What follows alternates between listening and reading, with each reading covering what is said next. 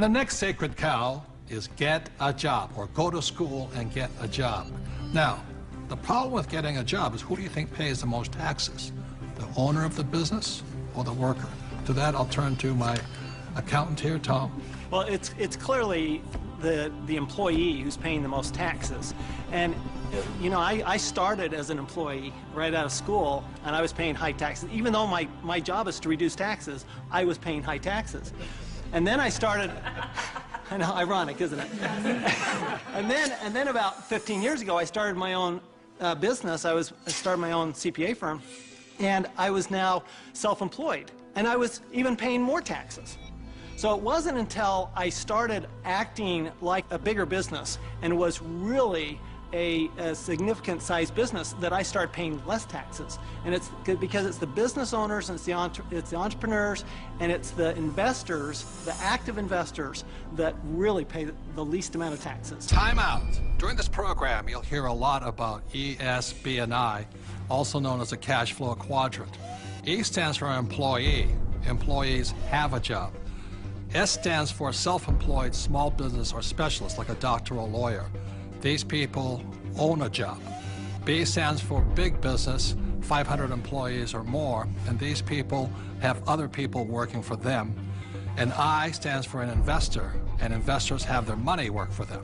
Now, my poor dad always said to me, go to school and get a job, and he wanted me to become an employee or a specialist like a doctor or a lawyer. My rich dad said, if you want to be rich, you have to be on the business owner or the I side. And that's the difference between my rich dad and my poor dad. If you look at the cash flow quadrant, you have the E, S, B, and I. The people that go to school are on the E and the S side. The S stands for specialists like a doctor or a lawyer, and E's are employees. But doctors and lawyers pay the highest taxes, right? Oh, by far. It's those people that are self-employed, because not only are they paying the highest income taxes, they also get the privilege of paying Social Security taxes and Medicare taxes on everything they earn. So they're paying extra taxes just to be in that S quadrant. Right. So when you go to school, again, there's academic and professional. You go to school, and my mother wanted me to be a doctor. If I had followed in that footsteps, I'd be paying the highest tax possible. And they make a lot of money, but they pay the highest percentage in taxes. So that's why this relates back to go to school. That's right. And they actually have the fewest options of reducing their taxes. The tax laws are really geared towards those people who are creating jobs. You know, and those are the entrepreneurs, those people who are creating housing and, you know, building real estate, because that's, the government understands, that's what we need. You know, we want the private sector to do that, and so we're rewarded for doing what the government wants us to do. And that's really all the tax law is. It's a system of rewards for people, what the government wants you to do. Plus, you know, the other part of it, too, is this whole idea of getting a job. There was some kind of a myth out there that goes with get the job, get a safe, secure job. And so that by getting a job, somehow you're going to be taken care of for the rest of your life. And all you got to do is pick up any paper to see how many tens of thousands of people are losing their jobs. There are no safe, secure jobs, and now we're competing with India and Asia for jobs that were sacred to America at one point in time. So this whole idea of having a job that was secure is probably the most insecure thing you could be doing right now. The idea of a secure job is an industrial age idea. Exactly. The only option is put into your head is go get a job. And I wasn't around, brainwashing. Yeah, I wasn't around entrepreneurs. I wasn't around business owners growing up. I was around employees.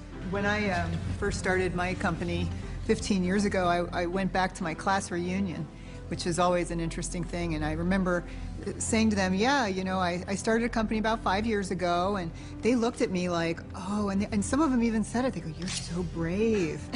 And I'm thinking, you know, I've had this company for 5 years now. That is the longest I had ever worked anywhere.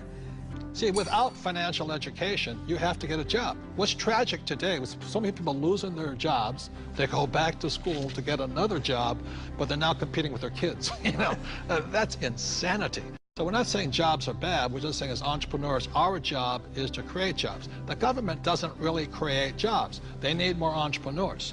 I didn't even know there was another option growing up. I didn't know there was another option. I didn't know, I thought all you could do was get a job.